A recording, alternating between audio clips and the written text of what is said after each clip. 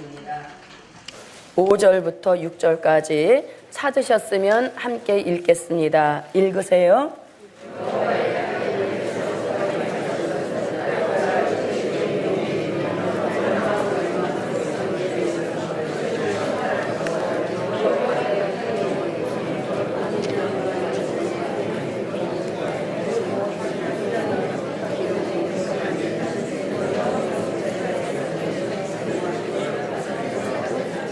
아멘. 네, 여호와의 칼이 에돔 땅에서 큰 살육을 행하심이라 이렇게 말씀하고 있죠. 그래서 오늘 이사야 34장 5절로 6절 이 말씀을 가지고 함께 은혜를 나누실 말씀의 제목은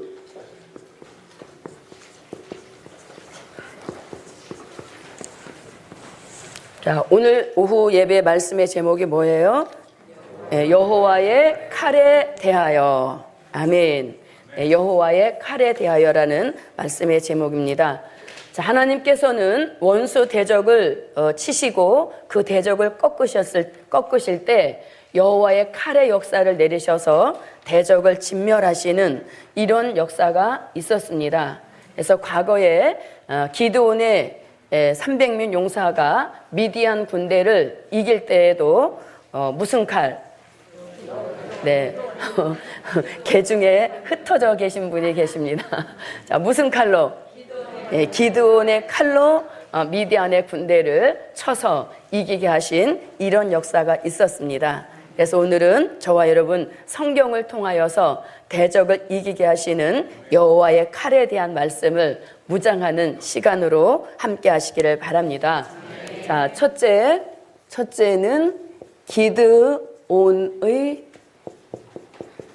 기드온의 칼입니다. 자, 이 기드온의 칼은 사사기 7장 29절부터 36절까지에 나오는 말씀입니다. 죄송합니다. 19절부터 23절입니다. 19절부터 23절. 자, 이 기드온의 칼의 역사는 우리가 말씀을 통하여서 이미 잘 알고 있는 그러한 역사이죠. 기드온이 이제 사사로 등장하였는데 그 사사로 이제 그 사명을 감당할 때 쳐들어온 대적이 있는데 그들이 바로 미디안 군대입니다. 자, 미디안 군대는 그 당시에 아주 굉장히 훈련이 잘 되어지고 또 무기를 잘 사용할 줄 아는 그런 정예화된 군대이죠. 그런 거에 비해서 기드온은 그 즉석에서 소집한 용사들인 겁니다. 무엇은 되지 못하고 군사는 되지 못하고 싸워야 되겠다라고 하는 그 격동받은 용사는 될지 모르지만 훈련받은 군사는 되지 못했던 것이죠. 그래서 하나님은 기드온에게 이제 용사를 소집하라는 그런 명령을 내리시고 이제 용사들을 추려내는데 특별한 방법이 있었죠. 개울가로 데려가서 물을 먹여 보실 때 똑같은 방법을 사용한 그런 사람들의 수를 세워서 채워보니까 더도 아니고 덜도 아니고 꼭 몇 명? 300명이었습니다. 그래서 하나님은 많은 수가 왔을 때 이 많은 수를 다 써서 너희가 이기게 되어지면 그 승리가 너희가 잘함으로 인하여서 이겼다고 교만해질 것 같아서 하나님은 다 돌려보내시고 딱 300명만 추려내서 이 미디안의 군대와 싸우게 하신 이런 일이 있었죠. 그래서 이 미디안이가 이제 군호를 짭니다. 300명들에게 군호를 짜서 뭐라고 하냐면 이제 횃불을 밝히는데 그 횃불을 처음부터 밝히지 말고 항아리 안에 숨겨서 이제 가지고 가고 그리고 내가 횃불을 밝혀들게 되어지면 너희도 횃불을 들면서 동시에 항아리를 부수고 무슨 칼이요? 또 여호와가 나와요. 자, 기드온의 칼이여라고 외치라고 군호를 짜주죠.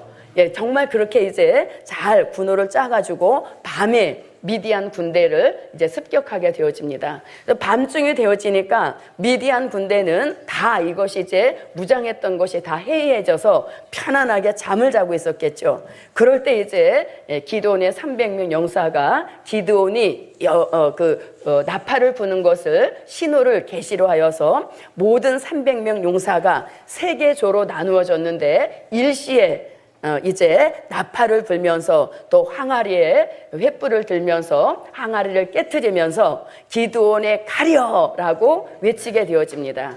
자, 편안하게 잠을 자고 있던 사람들에게 이런 일이 일어나게 되어지니 이들이 혼비백산하지 않을 수가 없는 것이죠. 그래서 이들은 정말 이제 혼수 상태인 그런 상태에서 자기 편끼리 찔러서 죽이는, 스스로 자멸하는 그러한 일을 이루게 되어지죠. 그래서 기드온 사사는 기드온의 칼의 역사를 통하여서 대승을 거두는 이러한 역사가 있었습니다.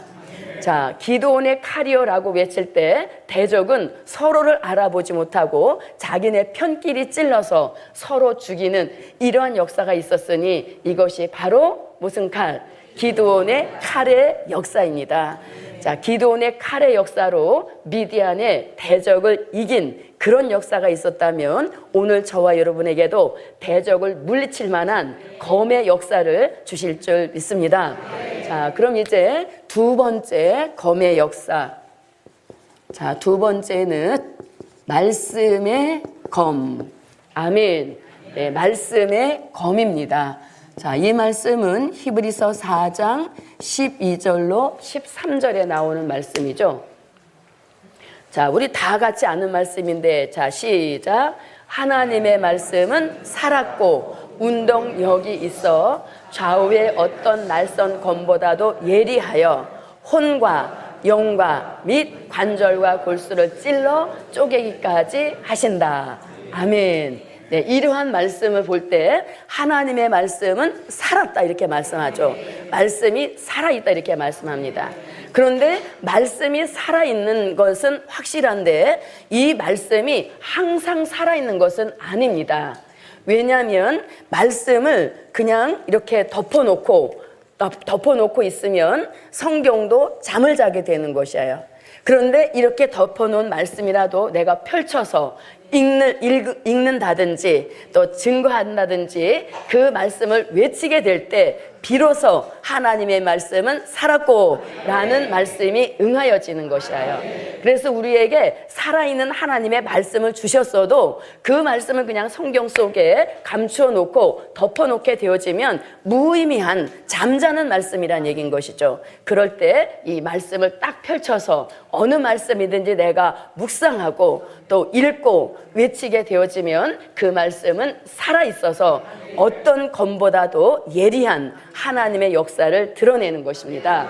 자, 그런데 이 말씀은 살아있어서 어떤 검보다도 예리한데, 자, 말씀이 살았고 그 다음에 운동력이 있다 이렇게 말하죠. 운동력이 있다. 그래서 우리는 이 말씀의 운동력을 가리켜서 뭐라고 합니까? 말씀의 힘이라고 하죠. 아멘. 네, 말씀의 힘이라고 합니다. 말씀의 힘. 그래서 그 말씀의 힘이 우리에게 작동하고 역사하게 되어지면 아주 다양한 은혜들을 우리에게 쏟아부어 주시는 것입니다. 그래서 그 말씀의 힘이 본인에게 작동하게 되어질 때 다양한 그런 일들이 일어나게 되어지는데, 자, 보세요. 자, 말씀의 힘도 우리가 두 가지로 볼 수 있습니다. 뭐냐면 지금까지는 우리가 무슨 말씀으로? 네, 된 일의 말씀을 통하여서 힘을 얻었죠. 된 일의 말씀을 통하여서 힘을 얻었는데 이 된 일의 말씀이 살아서 운동하게 되어지면, 자, 예수가 안 믿어졌던 사람에게 예수가 어떻게 믿어지는 믿음을 주셨죠. 아멘. 이것이 된 일의 말씀의 힘을 통하여 우리에게 주신 기적입니다. 자, 여러분, 우리가 예수님 태어나신 곳 본 적 없지요? 예수님 태어나신 현장에도 없었고 예수님을 한번 만나본 적도 없음에도 불구하고 말씀이, 된 일의 말씀이 살아서 내게 운동하면서 힘을 주실 때에 예수를 불신했던 그 불신앙을 물리쳐 주시고 예수님이 하나님의 아들이심이 믿어졌고 또 예수님이 나의 구주이심이 믿어지는 이러한 믿음을 주셨는데 이것이 바로 기독교 2000년 동안에 우리에게 주신 무슨 힘? 말씀의 힘입니다. 자, 그렇다면 이제 오늘 우리에게는 무슨 힘? 네, 될 일의 말씀을 통한 말씀에 힘을 주시는데 이 될 일의 말씀이 들어와서 내게서 운동하고 역사하면서 힘을 일으켜 주시는데 그게 뭐냐면 자, 지금까지 우리가 예수를 믿었는데 이제는 믿는 것 가지고는 안 된다는 얘기죠. 그래서 될 일의 말씀을 읽고 듣고 지킬 때 그 말씀의 힘을 통하여서 아담 닮은 옛사람의 모습은 벗어버리게 하시고 누구 닮은 네, 예수님의 형상을 닮은 사람으로 변화시켜 주십니다. 아멘. 그래서 된 일의 말씀으로는 예수가 믿어지는 믿음을 주셨다면 이제는 우리가 믿는 것 가지고는 열매가 될 수 없어요. 그래서 우리가 될 일의 말씀을 하나 더 받아서 그 될 일의 말씀이 운동하는 힘을 받아서 아담을 닮은 옛사람의 모습을 자꾸 벗어버리고 사람 중에 최상의 사람, 우리를 열매되게 하시는 예수님의 형상을 꼭 닮은 그런 사람으로 만들어주시는 이 말씀의 힘이 곧 될 일의 말씀의 힘입니다. 그래서 저도 여러분도 이제는 될 일의 말씀의 힘을 받아서 우리가 자꾸 예수님의 형상을 마음으로 담고 성품으로 담고 체질로 담고 생활에 이루어서 우리 모두가 농부 되시는 하나님이 원하시는 열매를 맺는 크신 은혜가 함께 하시기를 바랍니다.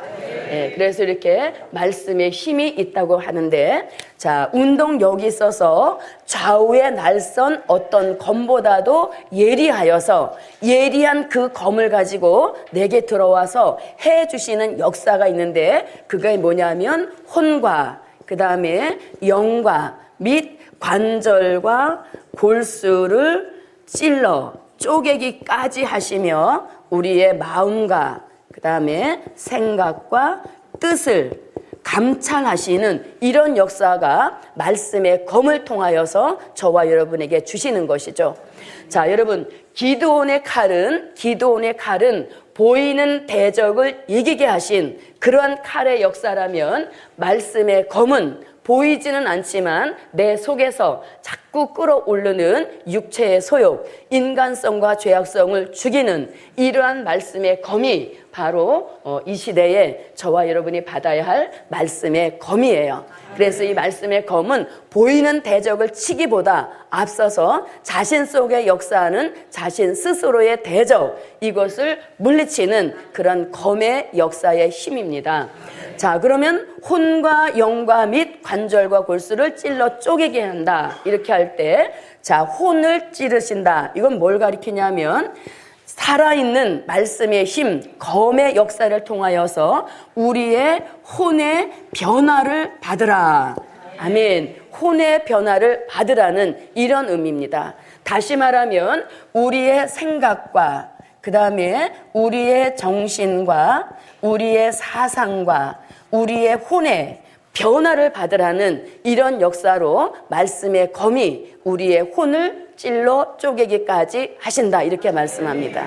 그래서 우리의 혼이 그러면 왜 변화를 받아야 되냐면 이사야 19장 1절로 4절에 빠른 구름 타고 예수님이 애굽에 강림하실 때가 되어지면 이 애굽 같은 세상에 사는 사람들의 정신이 쇠약해진다, 이렇게 말씀하죠. 그래서 쇠약해지는 정신을 더 쇠약해지지 않도록 방지하시고 그 다음에 쇠약해지지 않는 강건 역사를 받아서 우리들의 생각과 정신과 사상과 혼에 큰 변화를 주시는 이런 역사가 무엇을 통해서 말씀의 검을 통하여서 내려주시는 변화입니다.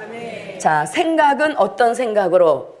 긍정적인 생각으로 변화를 주시지요. 네, 긍정적인 생각으로 말씀이 검이 되어서 내 혼을 쪼개게 되어지면 혼의 변화가 일어나는데 첫째는 긍정적인 생각으로 생각에 변화를 주시죠. 야, 긍정적인 생각과 부정적인 생각은 굉장히 큰 결과에 차이점을 가지고 옵니다. 긍정적인 사람은 날마다 소망 가운데 거하면서 그 소망이 언젠가는 현실로 되어지죠. 그런데 부정적인 생각 속에 사는 사람은 매일같이 흑암으로 빠져드는 그런 생활을 하게 되어지는 거예요. 그래서 우리가 말씀의 검을 통하여서 혼을 변화받아야 되는데 먼저 생각이 긍정적인 생각으로 변할 때 그 긍정적인 생각 속에 예언은 성취되게 하시고 언약은 이루어지게 하시고 약속은 시행되게 하시는 이런 역사가 긍정적인 생각으로 변화받은 종들에게 주시는 역사입니다.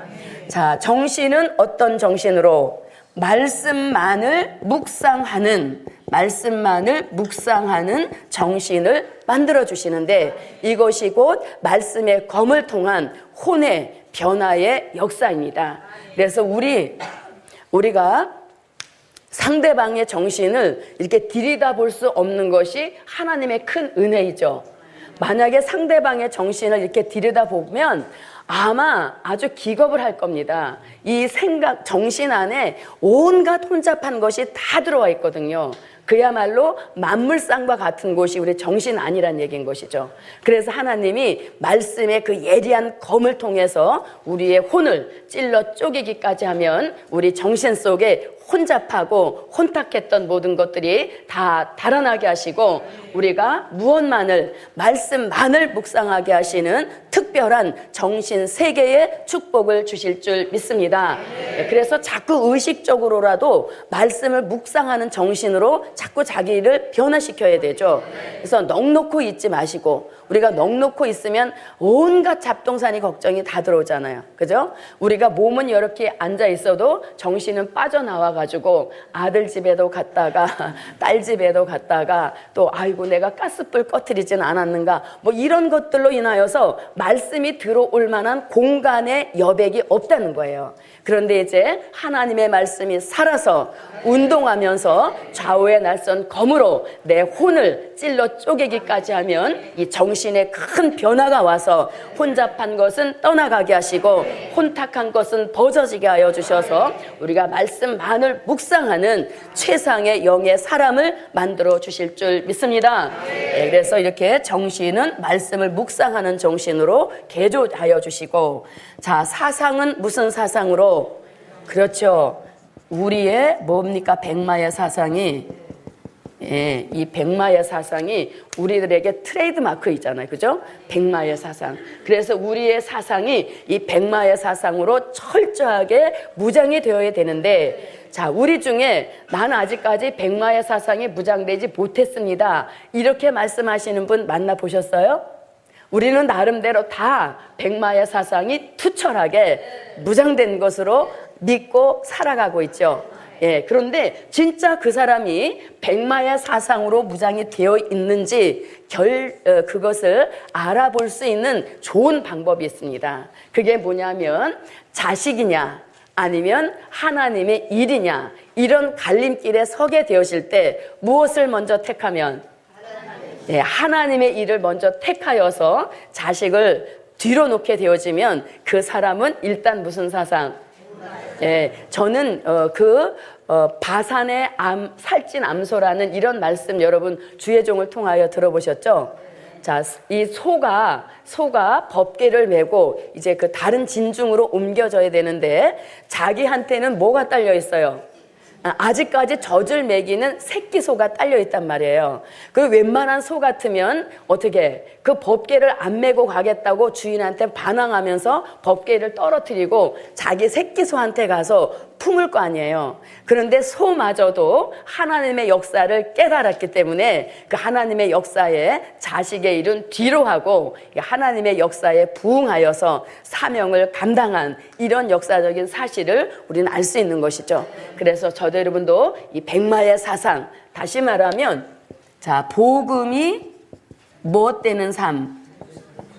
네, 복음이 우선되는 삶을 살고 있다면 이 사람은 백마의 사상이 무장된 사람인 줄 믿습니다. 예, 그래서 우리가 아직까지 혹시라도 백마의 사상으로 철저히 무장되지 못하였다면 오늘 주시는 말씀이 검이 되어서 우리의 사상을 개조 변화시켜 주셔서 정말 선명한 백마의 사상으로 무장되게 하시고 견고한 백마의 사상으로 무장되게 하시고 철저한 백마의 사상으로 무장시켜 주셔서 하나님의 인을 막기에 넉넉한 사상의 무장이 이루어지는 역사가 제게도 여러분에게도 함께 하시기를 바랍니다. 자, 그 다음에 혼은 어떤 혼으로? 병들지 않는 혼으로, 병들지 않는 혼으로 변화시켜 주시는 이런 역사가 말씀의 검을 통하여 주시는 이 혼의 변화의 작용입니다. 그래서 우리는 긍정적인 생각, 말씀만을 묵상하는 정신, 그 다음에 병들지 않는 혼, 이것을 묶어서 요한계시록 6장 2절에서는 백마의 사상으로 무장받고 계시록 7장 1절로 4절 같이 하나님의 인을 맞은 종이 되라고 말씀하고 계십니다. 자, 그래서 이렇게 혼을 찔러 쪼개기까지 하시고 그 다음에 무엇도 영도 찔러 쪼개기까지 하신다 이렇게 말씀하죠. 네, 영도 찔러 쪼개기까지 하신다.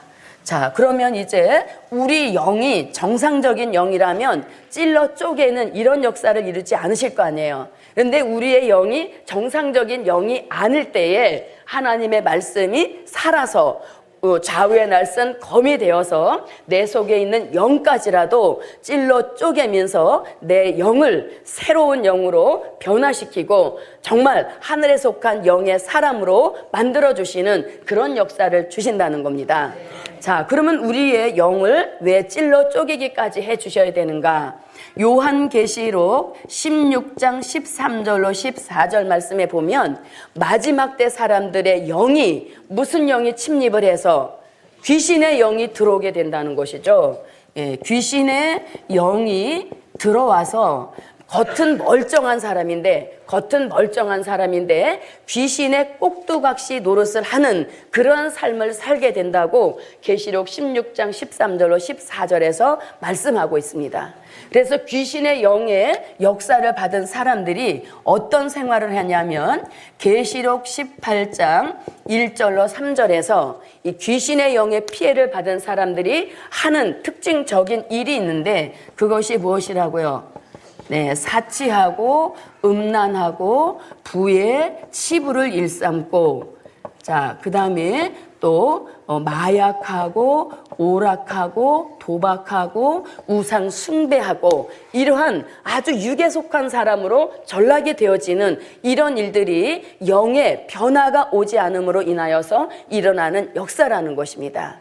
그래서 저와 여러분 오늘도 주시는 말씀이 좌우의 날선 검이 되어서 이런 영을 찔러 쪼개게 하시면서 우리의 영이 어떤 역사를 받아야 되냐면 에스겔서 36장 26절에서 에스겔서 36장 26절에서 무슨 영과 네, 새 영과 그 다음에 새 마음을 우리 안에 넣어주신다 이렇게 말씀합니다.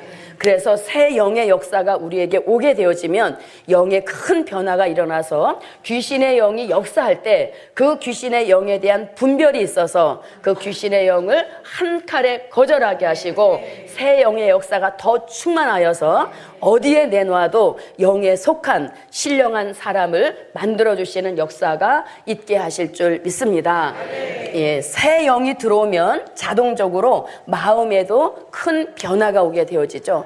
예, 그 마음에 변화된 것을 우리는 새 마음이라고 하고 또 빌립보서에서는 그 마음을 뭐라고? 예수님의 마음이다 이렇게 말하죠. 예, 그래서 우리는 이 말씀의 검이 내 속에 들어와서 이 영에 대한 작용을 해주실 때 우리는 육에 속한 사람을 벗어버리게 하시고 우리가 새 영과 새 마음을 받아서 점점 신령한 영의 생활로 변해가는 이러한 은혜를 내려주실 줄 믿습니다. 자, 우리가 새 마음을 받게 되어지면 먼저 베푸는 마음이 되어지죠. 먼저 손 내미는 마음이 되어지는 것입니다. 우리가 이렇게 새 영을 받게 되어지면 마음까지도 저절로 새 마음이 되어서 우리가 생활에도 큰 변화를 내려주실 줄 믿습니다. 자, 이렇게 이제 영의 변화를 내려주시고 자, 그 다음에 관절과 골수를 찔러 쪼개기까지 한다 이렇게 말씀하죠. 자, 그러면 관절과 골수를 찔러 쪼개게 한다. 이것은 두 가지 의미를 갖는데, 하나는 온전치 못한 육을 온전하게 만드시는 이런 은혜가 말씀의 검을 통하여서 우리에게 주시는 축복이라는 것이죠.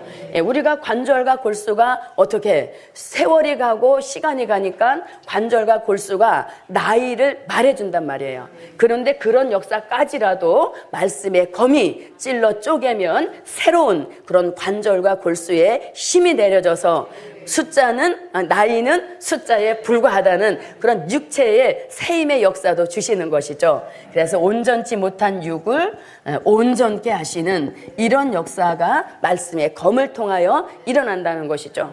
자, 그 다음에 관절과 골수를 찔러 쪼갠다라고 하는 것은 우리 아주 뼛속 깊이 감추어진 죄까지라도 뼛속 깊이, 즉 은밀한 곳에 아직까지 미처 회개하지 못한 죄까지라도 드러내게 하신다. 이런 의미를 가지고 있는 것이에요. 그래서 저도 여러분도 말씀의 검이 좌우로 날이 서서 우리의 혼도, 영도, 관절과 골수까지 찔러 쪼개면서 온전치 못한 육을 온전케 하시고 또 은밀한 곳에 숨은 죄까지라도 다 드러내서 회개케 하시는 이런 은혜 역사를 내려주실 줄 믿습니다.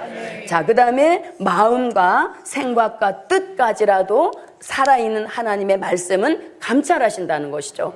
그래서 하나님의 말씀 앞에 드러나지 않는 것이 아무것도 없고 마치 벌거벗은 것처럼 다 드러난다. 이렇게 말씀하고 있죠. 그러니까 말씀 앞에 우리는 숨길 게 아무것도 없다는 이야기인 것입니다. 그만큼 하나님의 말씀은 전능하시고 살아계셔서 숨길 것을 숨기지 못하게 하시는 이런 역사를 내려주신다는 것이에요. 그래서 마음과 생각과 뜻을 감찰하시는데 이것과 비슷한 말씀이 요한계시록 2장 23절에서 나는 사람의 마음과 뜻을 어떻게 감찰하신다고 이렇게 말씀하고 있죠. 그래서 이제 말씀의 검을 통하여서 저와 여러분도 다양한 이런 변화 역사가 오게 하실 줄 믿습니다. 자, 그러면 기드온의 칼은 과거에 누구와의 싸움에서 미디안과의 싸움에서 이미 쓰여졌던 검이죠. 그렇다면 이 말씀의 검은 과거에도 물론이지만 현재에도 쓰여질 검이요 또 미래에도 영원토록 쓰여질 검이 바로 말씀의 검입니다. 그래서 우리는 항상 말씀의 검이 살아있는지 수시로 확인할 수 있는 그런 깨어있는 저와 여러분이 되시기를 바랍니다. 그래서 이것은 현재에도 역사해 주셔야 될 검이요 또 미래에도 우리가 사람을 살리고 또 자신을 살리는 역사에 필요한 검의 역사입니다. 자, 그 다음에 이제 세 번째가 이제 오늘 제가 드리고자 하는 말씀의 본론, 핵심이 되겠습니다. 자, 세 번째는 여호와의 칼입니다. 아멘. 이제 마음 놓고 여호와의 칼 이렇게 계속해도 틀리지 않게 되어지는 것이에요. 자, 여호와의 칼 이사야 34장 5절로 6절에서 말씀하고 있죠. 자, 이 여호와의 칼의 역사는 앞으로 미래에 있게 될 말씀의 검입니다. 여호와의 칼이다 이러니까 정말 막 이렇게 막 큰 칼이 내려와서 막 사람들을 이렇게 생각하시면 어린아이적인 신앙이죠. 여호와의 칼이라고 하니까 진짜 막 칼이 하늘에서 막 내려오는 어떤 무협지 같은 그렇게 생각하시면 안 되는 것이죠. 여호와의 칼이다 할 때 이것은 하나님의 특별한 역사가 말씀대로 내려진다는 그런 의미를 갖고 있는 것입니다. 자, 여호와의 칼의 역사 첫째는 뭐냐면 자, 북방의 아수르를 진멸하실 검이다. 북방의 아수르를 진멸하실 검이다. 자, 그러면 이 말씀은 바로 오늘 본문이죠. 이사야 34장 5절로 6절과 그 다음에 미가서 5장 5절로 6절에서 이 칼의 역사가 있게 될 것을 이사야 선지자와 미가 선지자가 동일하게 예언하고 있습니다. 자, 미가와 이사야 선지자는 동시대 선지자라 그랬죠. 그래서 같은 내용의 예언을 많이 했는데 이 여호와의 칼의 역사에 대하여서도 이사야 선지자와 미가가 같은 예언을 하고 있습니다. 자, 그럼 북방의 아수르를 진멸하실 검은 더 구체적으로 말씀드리면 우리나라 민족 전쟁 때 쓰여질 검입니다. 아멘. 우리나라 민족 전쟁 때 쓰여질 검이에요.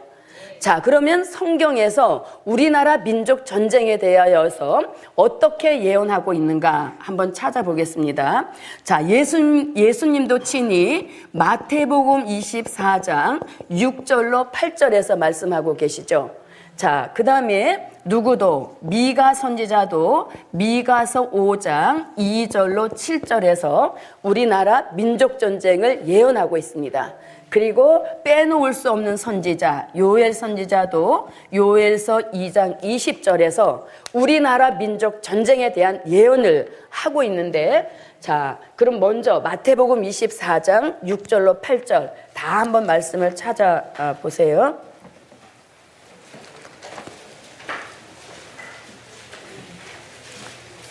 자, 마태복음 24장 6절로 8절입니다. 자, 찾으셨으면 읽어주세요.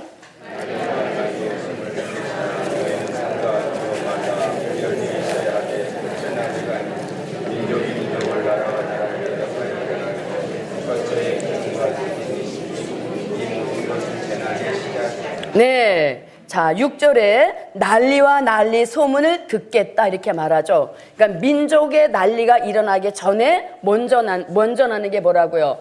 소문이 먼저 난다고 하잖아요. 그래서 2014년에 민족전쟁 난다고 큰 소문 나갔고 굉장히 요동친 적이 있었죠. 이게 소문이 먼저 난다는 겁니다. 그러나 삼가 두려워 마라 이렇게 말하죠. 민족의 전쟁이 일어나지만 삼가 두려워 마라. 그러면 왜 두려워 말하는 말씀은 이제 미가 선지자가 받아서 왜 두려워하지 않아도 된다는 것을 받아서 예언하고 있습니다. 그래서 두려워하지 말라는 것은 잠깐 내버려 두고, 그 다음에 이런 일이 있어야 하되 이렇게 말하죠. 이런 일이 있어야 한다는 것은 뭐 난리가 일어난다. 확실하게 일어난다 이렇게 말씀하죠. 그러면서 민족의 난리가 끝은 아니라는 것입니다. 그 다음에 같은 민족이 같은 민족을, 같은 나라가 같은 나라를 대적하여 일어난다 이렇게 말씀합니다. 자, 그러면 여러분 세계적으로 볼 때 같은 민족, 같은 나라이면서 이념을 달리해서 분단된 나라가 어느 나라인지 세계 지도를 펴놓고 보게 되어지면 답은 딱 나오게 되어 있습니다. 예, 남예멘, 북예멘, 동독, 서독 이런 나라들이 있었지만 다 이들은 민족의 통일을 이루었죠. 예, 그리고 유일하게 같은 나라이면서 이념을 달리하면서 서로 대치하고 있는 나라는 유일하게 세계적으로 볼 때 우리나라입니다. 그리고 우리나라에 전쟁이 일어날 가능성을 가지고 있는 것이 무엇이냐면, 자, 우리나라에는 무엇이 있어요? 155마일 무엇을 가지고 있나요? 휴전선을 가지고 있잖아요. 휴전선이라고 하는 것은 말 그대로 뭘 가리키는 겁니까? 네, 전쟁을 쉬고 있다 이런 뜻이잖아요. 휴전선을 가지고 있다라고 하는 것은 언젠가 계기만 되면 전쟁은 일어날 수 있다라는 가능성을 가지고 있는 말이 휴전선이란 얘기인 것이잖아요. 그래서 우리나라는 남과 북이 사상을 달리하면서 특별히 휴전선이라는 이 선을 그은 지가 벌써 60년을 육박하는 그러한 때가 되었다는 것이죠. 그래서 세계적으로 휴전선이라고 하는 이런 선을 가지고 있는 나라는 우리나라밖에 없다는 이야기인 것입니다. 그래서 예수님은 우리나라 한반도에서 전쟁이 일어날 것을 이렇게 확실하게 예언을 해주고 계십니다. 자, 그 다음에 또 미가서 5장 2절로 7절의 말씀을 보게 되어지면, 자, 베들레헴에 나신 예수님의 복음이 창대해져서 땅끝까지 미치게 되면 그 땅끝에 있는 나라의 북편에 마치 아수르와 같이 하나님을 대적하는 세력이 살고 있는데, 그 아수르와 같은 대적이 궁들을 밟으려고 땅끝에 복음의 종착지인 그 나라의 궁들을 밟으려고 내려온다, 이렇게 예언하고 있습니다. 자, 여러분, 그러면 또 세계적으로 한 나라의 수도, 궁을 2개 가지고 있는 나라는 또 유일하게 어느 나라예요? 우리나라잖아요. 그래서 북쪽에 청와대, 남쪽에 청남대를 두고 있잖아요. 그래서 이 미가 선지자도 마지막에 북편의 아수르 군대가 궁들을 밟으러 오는 그런 특징을 복음의 종착지인 땅끝이고, 또 그 땅끝에 북편의 아수르와 같은 하나님의 대적 세력, 즉 붉은 공산주의가 살고 있는 모든 조건을 다 충족하고 있는 나라가 어느 나라예요? 우리나라라는 얘기인 것이죠. 자, 그 다음에 이것을 더 이렇게 축소시켜 주는데 요엘 선지자는 뭐라고 하냐면, 자, 그런 북편에 있는 아수르 나라의 특징을 보게 되어지면 무슨 바다와 무슨 바다가 있다? 네, 동쪽에 있는 바다를 이름하여 동해라고 하고, 또 서쪽에 있는 바다를 이름하여 서해라고 한다는 거죠. 그래서 또 세계 지도를 펴놓고 보면 나라가 바다로 삼면이 쌓여 있으면서 이런 바다의 이름을 가지고 있는 나라를 한번 예를 들어보란 얘기인 것입니다. 그래서 우리나라는 예수님의 예언과 미가 선지자의 예언과 또 요엘 선지자의 예언을 다 종합해 보게 되어지면 이 민족의 환란이 일어난다는 말씀은 꼭 누구네 나라를 두고, 우리나라를 두고 예언한 말씀이에요. 그래서 그 말씀은 이제 이루어질 때가 되었다는 것이죠. 시대적으로 볼 때 이제는 우리 같이 이렇게 세계 정세에 어두운 눈을 가지고 있어도 지금 북한이 돌아가는 형편, 또 세계적인 돌아가는 형편을 볼 때 우리나라 민족 전쟁은 이제 아주 코앞에 왔다는 것이죠. 코앞에 왔다는 겁니다. 그래서 우리는 어떻게 해야 돼요? 깨어서 기도하면서 민족의 환란과 더불어 일어나는 시온의 성회에 나와 나의 자녀들 그리고 우리 가족들을 꼭 불러주시라고 기도해야 되겠죠. 그래서 시온의 성회에 불러주셔서 신을 받은 남종과 여종으로 민족을 살리고 세계를 살리는 마지막 복음 역사, 동방 역사에 꼭 우리를 참여시켜 주시라는 이러한 기도가 매우 필요한 때에 살고 있는 줄 믿습니다. 자, 그러면 미가 선지자의 예언을 조금만 더 확대해서 한번 보겠습니다. 자, 미가서 5장으로 한번 와보세요. 자, 미가서 5장입니다. 자, 미가서 5장 2절부터 쭉 읽어주세요. 미가서 5장 2절 시작.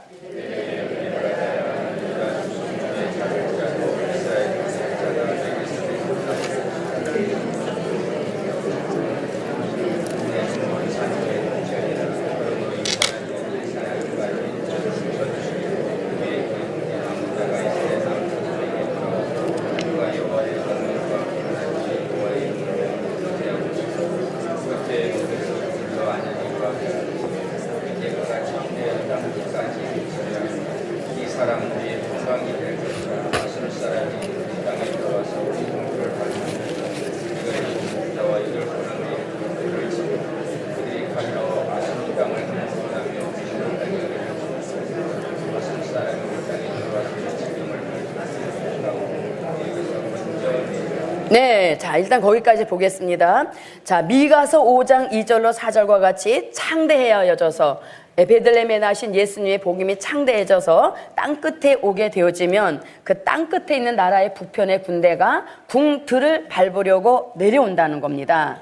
근데 내려온다는 것으로 그치는 것이 아니라 5절 초반절에 보니까 이 사람은 우리의 평강이 될 것이라. 이 사람은 누굽니까? 베들레헴에 나신 예수님을 가리키는 것이죠. 자, 민족의 환란이 일어난다 할지라도 마태복음 24장에서 너희는 삼가 두려워 말라 그랬죠. 왜 두려워하지 않아도 되는가? 바로 민족의 환란을 예언하신 그 예수님께서 환란의 날에 우리나라에 평강이 되어 주신다.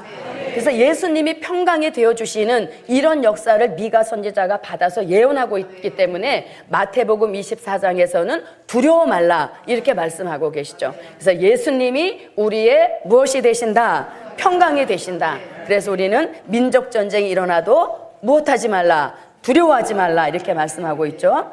자, 그 다음에 아수르 사람이 우리 땅에 들어와서 우리 궁들을 밟을 때는 우리가 7 목자와 8 군왕을 일으켜 그를 치리니 이렇게 돼 있죠. 그를 치리니 할 때 그들은 누구? 북편의 군대를 가리키는 역사예요. 그래서 예수님은 우리의 평강이 되어주시고 우리도 그냥 북편의 군대 공격을 그냥 공격받고 있지만은 않게 하신다는 겁니다. 그래서 누구를 일으킨다? 7 목자 8 군왕을 일으킨다 이렇게 말씀합니다. 그러면 7 목자 8 군왕은 누구냐? 마지막 때의 민족 전쟁에 민족을 살릴 뜻 있는 종들을 가리키는데 그런 7 목자 8 군왕을 만들기 위하여서 특별히 내려주시는 은혜가 있으니 그 은혜가 바로 이슬 같은 은혜, 담비 같은 은혜입니다.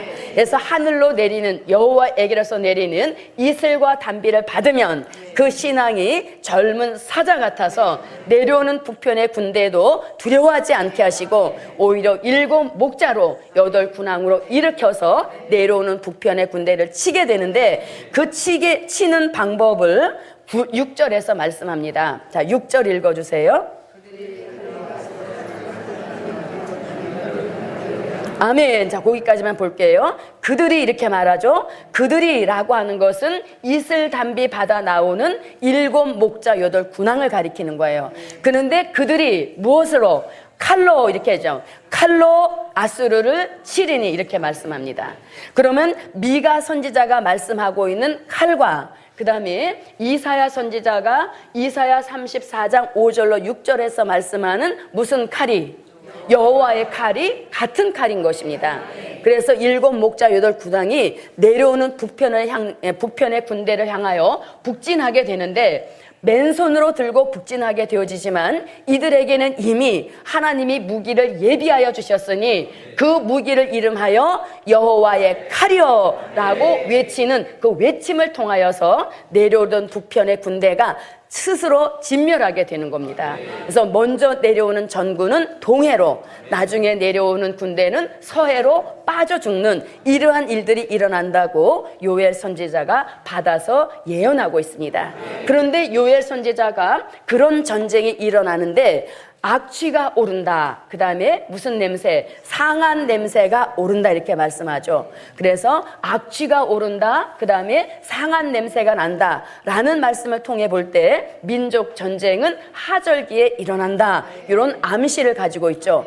그런데 마태복음 24장 16절 말씀에 보면 민족의 전쟁이 일어날 때 너희는 기도하라 그랬습니다. 언제 일어나지 않기를? 그렇죠. 안식일이나 겨울에 일어나지 않기를 기도하라 이렇게 말씀하죠. 겨울에 일어나지 않기를 기도하라는 뜻은 여름에 일어날 가능성이 많다 이렇게 말씀하는 것이죠. 그래서 우리는 여름에 어디 가면 안 돼요? 그래서 바다도 동해 서해죠. 그래서 여름을 보통 언제로 치나요? 보통 우리가 하복을 6월에 갈아입죠. 교복을. 그래서 6월부터 9월 요때까지는 절대적으로 바다 출입 금지. 그래서 그때가 지나가면 바다를 가도 되죠. 왜냐하면 이미 하절기는 지나갔기 때문이죠. 그래서 이렇게 마태복음에서 미가 선지, 요엘 선지 유명한 그런 선지자들과 예수님의 예언을 종합해 볼 때 이런 3가지의 조건을 다 갖추고 있는 나라는 유일하게 우리나라밖에 없다는 것입니다. 그래서 이때 쓰여질 칼을 무슨 칼로? 여호와의 칼이여. 자, 다 같이 오른손을 들고 자, 내려오는 북편의 군대를 향하여 북진하는데 여호와의 칼이여라고 외칩니다. 시작. 여호와의 칼이여, 여호와의 칼이여, 여호와의 칼이여 하는 외침 속에 하나님의 크신, 자, 그러면 잘 들어보세요. 여호와의 칼이여라고 외치니까 그 여호와의 칼이 내려오던 북편의 군대를 친다는 얘기잖아요. 그런데 왜 동사회로 빠져 죽는 이런 일이 일어나는, 어느 부분을 쳤기 때문에 이런 일이 일어나는가. 자, 아까 미디안 군대는 칼로 서로 찔러서 현장에서 죽어버렸잖아요. 그런데 여호와의 칼의 역사는 과연 북편의 군대 어디를 찔렀기 때문에 죽어요? 이제 바다에 빠질까요? 그렇죠. 눈을 찔릴 가능성이 많은 거죠. 예, 눈을 찔르니까 이 앞이 구별이 안 되니까 바다인지 육지인지 모르고 빠져들게 된다는 것이죠. 이건 성경에 없는 겁니다. 예, 그래서 민족 전쟁 때 북방의 아수르를 진멸하시는 검이다. 자, 그 다음에 이제 세 번째, 모든 악인을 진멸하실 검이다. 자, 이 말씀은 요한계시록 19장 17절로 18절과 21절, 요한계시록 19장 17절과 18절 그리고 21절, 그리고 에스겔 선지자도 에스겔서 37장 에스겔서 37장 19절로 20절에서 이 칼의 역사를 말씀하고 있죠. 자, 먼저 계시록 19장을 한번 읽어보겠습니다. 요한계시록 19장, 네, 요한계시록 19장 17절로 18절과 21절을 보겠습니다. 얼른 읽어주세요.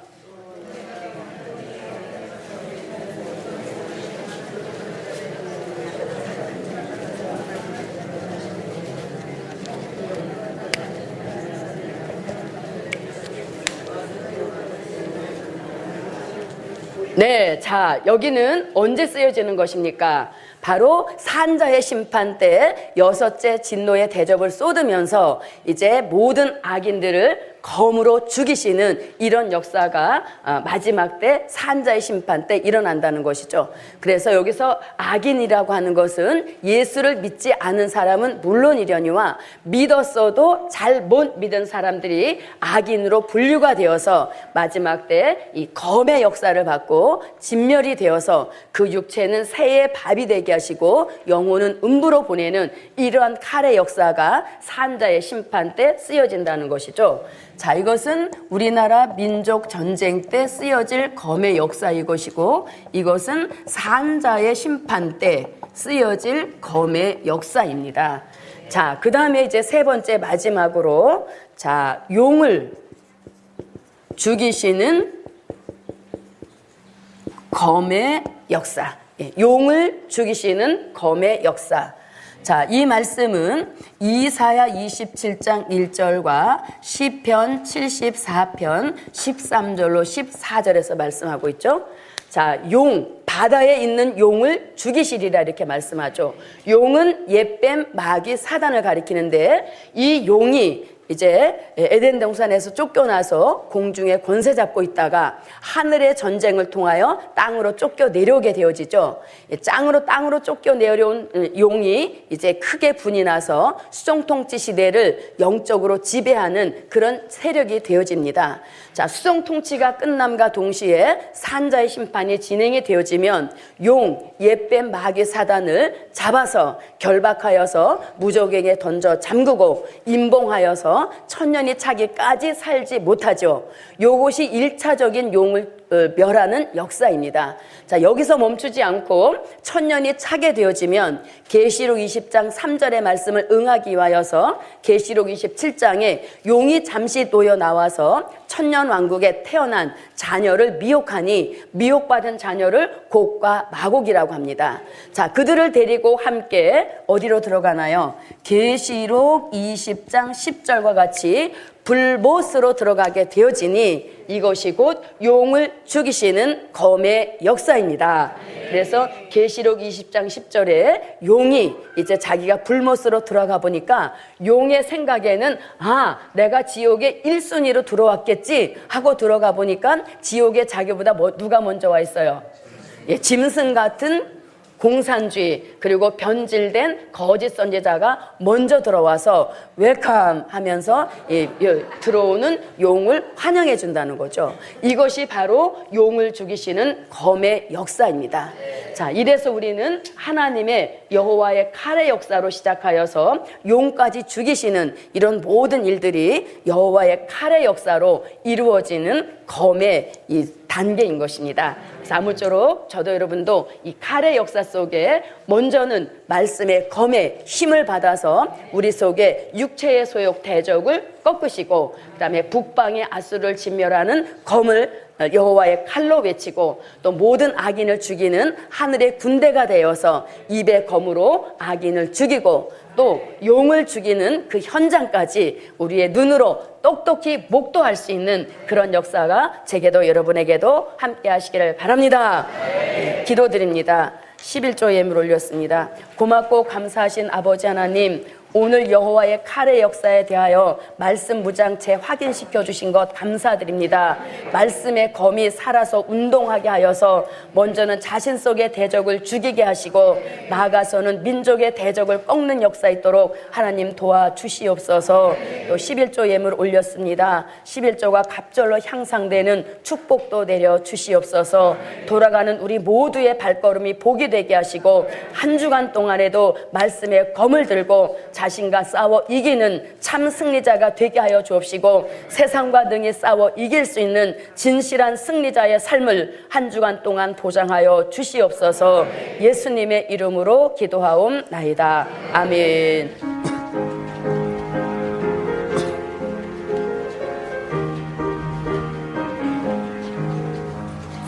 주의 바른 진리 하늘로서 내려오네. 미혹하는 이 세상에 참 진리로 기준 삼아 우리 신앙 바로 잡고 우리 생활 바로 잡네. 다림처럼 걷게 잡아 여호와를 경외하세. 주의 바른 진리 하늘로서 내려오네. 주의 말세 진리 시대 따라 내려오네. 죽었던 그 비밀이 때에 맞게 공개되니 어떤 택한 종들 진리 따라 돌아오고, 다림처럼 잡은 종들 주의 손에 붙들리네. 다림처럼 바른 진리 하늘로서 내려오네. 다림처럼 완전 진리 짝 맞추어 내려오니 때로 성취되니 은총이요 영광일세. 불완전한 택한 종들 완전하게 회복하여 얼머리 부어 주 앞에 다 모셔서니 다림전에 바른 진리 하늘로서 내려오네. 다림전에 회복 진리 황폐한 곳 복구하네. 10년마다 10년 성전 회복하고 흉악했던 결박들이 남김없이 부러지니 신의 역사 은총으로 아름답게 회복하네. 다림전에 바른 진리 하늘로서 내려오네. 다림줄에 심판 진리 주 예수가 잡으셨네. 하고 타락한 쪽 돌이키지 않을 때에 용서 없는 심판 권세 예정대로 행하시니 양과 영